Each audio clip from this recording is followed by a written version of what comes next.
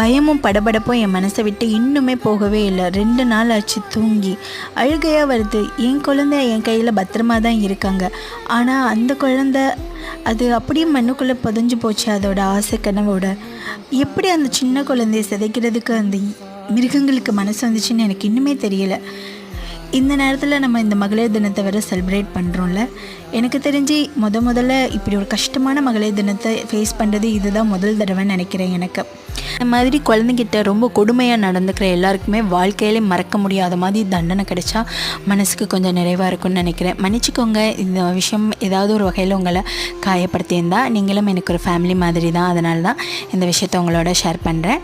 So இந்த வருடத்தில் எல்லா குழந்தைகளுமே பாதுகாப்பாகவும் மகிழ்ச்சியாகவும் சுதந்திரமாக இருக்கணும்னு நினச்சி நான் அந்த கடவுளை பிரார்த்திக்கிறேன்.